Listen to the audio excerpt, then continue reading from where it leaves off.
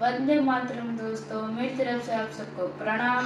ये देखिए मेरा न्यू होवरबोर्ड। इसको कैसे चलाया जाता है, इस पर बैलेंस कैसे बनाया जाता है और बिना प्रैक्टिस करे घर पर ट्राई ना करने, वरना आपको चोट भी लग सकती है। तो चलिए शुरू करते हैं। जय श्री गणेश।